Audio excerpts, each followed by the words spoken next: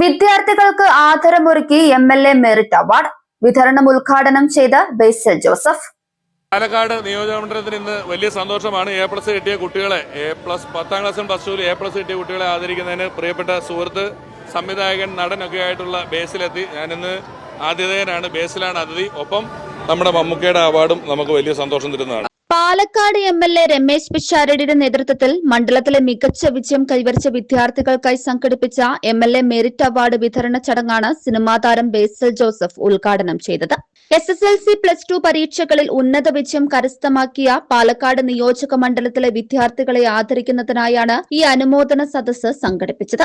രമേശ് പിഷാരടിയുടെ ക്ഷണപ്രകാരം പാലക്കാട് കനികമാത കോൺവെന്റിൽ നടന്ന ചടങ്ങിൽ നടനും സംവിധായകനുമായ ബേസിൽ ജോസഫ് പങ്കെടുക്കുകയും അവാർഡ് വിതരണത്തിന്റെ ഉദ്ഘാടനം നിർവഹിക്കുകയും ചെയ്തു. ബേസിൽ ജോസഫ് നായകനായ ജയ ജയ ജയ ജയ് ഹേ എന്ന സൂപ്പർ ഹിറ്റ് സിനിമയുടെ പേരിനോട് സാമ്യം തോന്നുന്ന രീതിയിലാണ് ഈ അനുമോദന സദസ്സിന് സംഘാടകർ പേരിട്ടത്. പാലക്കാട് ടൗൺ ബസ് സ്റ്റാൻഡിന് സമീപമുള്ള വേദികളിൽ വൻ ജനപങ്കാളിത്തത്തോടെയാണ് ഈ മെറിറ്റ് അവാർഡ് നിശ അരങ്ങേറിയത്. News 99 news Palakkad. 35 വർഷത്തെ വിശ്വസ്ത പാരമ്പര്യവുമായി എന്നും എപ്പോഴും കൂടെയുണ്ടെന്ന വിശ്വാസം.